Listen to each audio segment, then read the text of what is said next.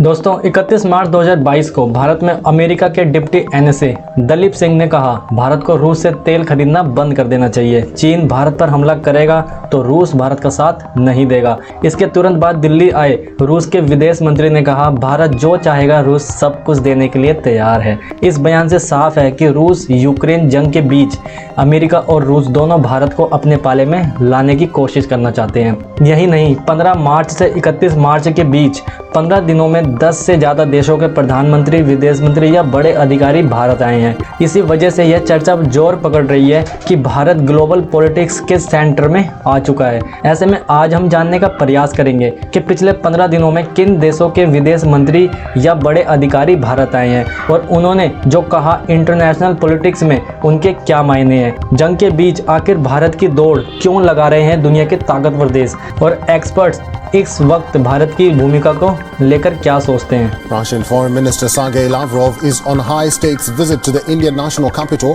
This is the most high-profile visit from Moscow to India since Russia launched the special military operation in और रूस की Ukraine. दोस्ती की जो और मजबूत होती दिख रही है।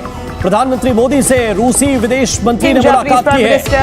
Fumio Kishida arrives into Delhi on a two-day visit. He will be taking part in the 14th India-Japan Now to the annual other summit. big headline today, Chinese Foreign Minister Wang Yi's visit to New Delhi. I'm sure you heard about it. The first high-level exchange since Galwan. China asked for it, but tried to keep it under wraps. The minister came to India via Pakistan and Afghanistan. He made some unsavory comments on Kashmir along the way. तो दोस्तों जानेंगे इसके बारे में मेरे साथ। मेरा नाम है नरेंद्र, स्वागत है आपका डिजिटल स्टडी में। दोस्तों पहले हम ये जानने का प्रयास करेंगे कि किन किन देशों के बड़े नेता भारत आए और उनके बयान के क्या क्या मायने हैं। तो रूसी विदेश मंत्री सर्जेई लावरोव, उनका कहना है कि भारत की विदेश नीति एकदम आज़ाद है।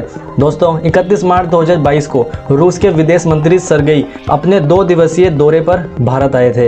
रूस यूक्रेन जंग के बीच लावरोव का दौरा अंतर्राष्ट्रीय राजनीति और कूटनीति के लिहाज से बेहद खास माना जा रहा है। भारत में सर्गेई का बयान था कि मैं सोच भी नहीं सकता हूं कि भारत की विदेश नीति कभी किसी तरह के दबाव में आएगी। भारत की विदेश नीति आज़ाद है। भारत हमेशा से देश हित के आधार पर फैसला लेता है। साथ ही उन्होंने कहा कि भारत जो कुछ भी चाहेगा रूस भारत को देने के लिए तैयार है। अब दोस्तों इस बयान के मायने निकाले जा रहे हैं कि सर्गेई लावरोव के बयान पर जेएनयू के प्रोफेसर राजन कुमार का मानना है कि इस बयान के 2 पक्ष हैं। पहला, रूस जानता है कि भारत के अमेरिका से संबंध रूस के विरोध में नहीं बल्कि चीन के खिलाफ है। ऐसे में भारत और अमेरिका की दोस्ती से उसे ज़्यादा नुकसान नहीं है। दूसरा, रूस भारत की तटस्थता की नीति से खुश है और इसी वजह से भारत को हर तरह से मदद देने के लिए रूस के विदेश मंत्री कह रहे हैं। दोस्तों इसके बाद बयान आता है ब्रिटेन की विदेश मंत्री एलिजाबेथ ट्रेस ने बोला है कि भारत के फैसले का सम्मान करती हूं।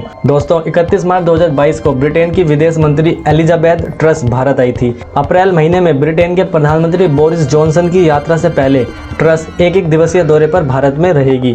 दोस्तों एलिजाबेथ ट्रेस का बयान है कि रूस से तेल खरीदने के मामले में एलिजाबेथ ट्रेस ने कहा है कि ब्रिटेन भारत के फैसले का सम्मान करता है। उन्होंने कहा कि भारत एक संप्रभु राष्ट्र है। ऐसे में मैं यह बताने नहीं जा रही हूं कि इसे क्या करना चाहिए। इसके साथ ही ट्रेस ने कहा कि ब्रिटेन रूस पर पाबंदी लगाने की वकालत करता है। दोस्तों इस बयान के मायने निकाले जा रहे हैं कि जेएनयू में एशियन इंडस्ट्री के प्रोफेसर राजन का कहना है कि अभी का भारत दुनिया के 5 ताकतवर मुल्कों में शामिल है। ऐसे में ब्रिटेन की विदेश मंत्री ट्रेस इस बात को अच्छी तरह से जानती है कि जब अमेरिका के दबाव में भारत नहीं झुक रहा है तो ब्रिटेन के दबाव में झुकने का तो सवाल ही नहीं बनता।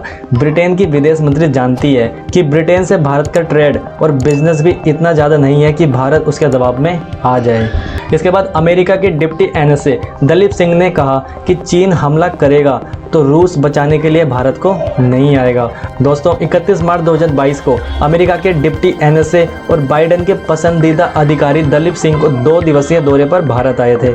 इस दौरान उन्होंने रूस पर लगाई गई पाबंदियों और उसके असर को लेकर चर्चा की। दलीप सिंह ने अपने बयान में कहा कि रूस के मामले में भारत को चेतावनी देते हुए उन्होंने कहा कि भारत पर चीन अगर हमला कर देगा तो बचाने के लिए रूस उसके साथ नहीं आ पाएगा।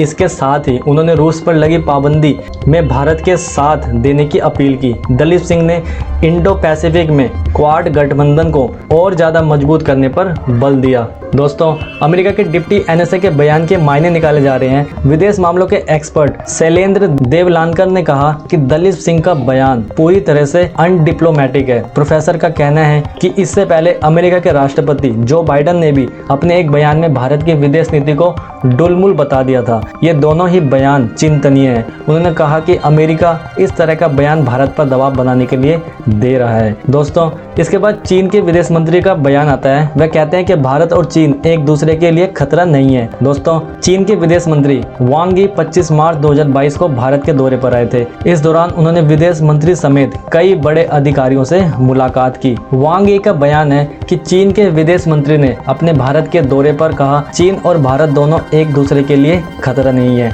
हमें मिलकर आपसी मतभेद को दूर करना चाहिए। उन्होंने कहा कि भारत और चीन एक दूसरे के कॉम्पिटिटर नहीं बल्कि भागीदार है, इसलिए आगे बढ़ने के लिए एक दूसरे को मदद करनी चाहिए। और दोस्तों, वांग यी के बयान के ये मायने निकाले जा रहे हैं कि प्रोफेसर राजन का कहना है कि जब भी कोई चीनी विदेश मंत्री भारत आते हैं तो इससे पहले चीन कोई ना कोई भड़काऊ काम करता है। जैसे अभी वांग यी ने भारत आने से पहले पाकिस्तान में कश्मीर के मामले में विवादित बयान दे दिया था। ऐसे में भले ही चीन के विदेश मंत्री ने भारत में दोस्ती की बात कही है, लेकिन एक तरफ बॉर्डर पर तनाव और दूसरी तरफ दोस्ती की बात कहना चीन के दोहरे रवैये को दिखाता है। दोस्तों, इसके बाद जापान के पीएम किशिदा ने कहा कि हिंद प्रशांत महासागर में मिलकर काम करने की जरूरत है। दोस्तों, 22 मार्च 2022 को अपने 2 दिवसीय दौरे पर जापान के पीएम फूमियो किशिदा भारत आए थे।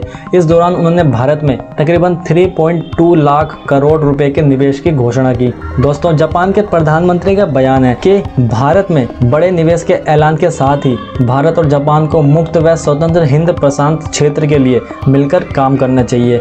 इस क्षेत्र में किसी भी तरह से यथा स्थिति में बदलाव के प्रयास को रोका जाना चाहिए। दोस्तों, जापान के पीएम के बयान के मायने निकाले जा रहे हैं कि रूस और यूक्रेन जंग के बीच जापान के प्रधानमंत्री फोमियो ने भारत आकर एक तरह से दोनों देशों के रिश्तों को लेकर पॉजिटिव संकेत दिया है। उनके बयान में निवेश, बिजनेस और दोनों देशों के इंडो पैसिफिक क्षेत्र में संबंधों को बेहतर करने पर जोर दिया गया है। दोस्तों, जंग शुरू होने के बाद 17 देशों के 20 प्रधानमंत्री, विदेश मंत्री और बड़े अधिकारी भारत आए हैं। 24 फरवरी को जंग शुरू होने के बाद से ही अब तक भारत में तकरीबन 17 देशों के 20 प्रधानमंत्री, विदेश मंत्री और विदेश सचिव स्तर के अधिकारी भारत आ चुके हैं। इस दौरान जापान के पीएम के अलावा 8 देशों के विदेश मंत्री, उप विदेश मंत्री भी भारत आए हैं। इसके अलावा 15 मार्च 2022 से 31 मार्च 2022 के बीच भारत कनाडा के deputy foreign affair minister Marta Morgan, Austria के विदेश मंत्री एलेक्जेंडर शालेनबर्ग, ग्रीस के विदेश मंत्री निकोल डेडियास,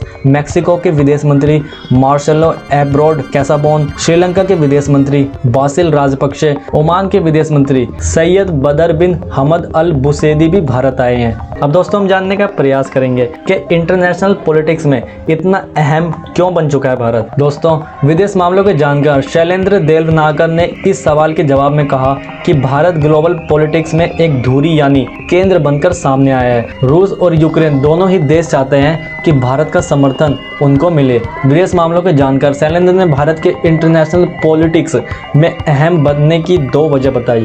पहला, इसकी एक वजह यह बताई है कि भारत यूनाइटेड नेशन में 2022 तक अस्थायी सदस्य है। ऐसे में सभी देश चाहते हैं कि भारत उनके पक्ष में खुलकर ना भी रहे तो कम से कम विरोध तो नहीं करे। दोस्तों, दूसरा पक्ष है दक्षिण एशिया में ताकतवर देश और दुनिया का सबसे बड़ा बाजार होने की वजह से हर देश के लिए भारत जरूरी है। दोस्तों, गुट निरपेक्षता के बजाय भारत को इस नई नीति से सफलता मिली है। प्रोफेसर राजन ने कहा कि भारत अब गुट निरपेक्षता की बजाय मल्टी अलाइनमेंट की नीति पर काम कर रहा है। उन्होंने कहा कि गुट निरपेक्षता का मतलब है कि भारत रूस और अमेरिका दोनों से समान दूरी बनाएगा। वहीं मल्टी अलाइनमेंट का मतलब हुआ कि भारत किसी भी मुद्दे के आधार पर किसी देश के करीब जाएगा या उससे दूरी बनाएगा। तो दोस्तों, अगर आपको ये वीडियो पसंद आई हो तो प्लीज़ इसे अप्रिशिएट कीजिएगा, लाइक, शेयर और इस चैनल को सब्सक्राइब कीजिएगा। धन्यवाद दोस्तों, थैंक्स।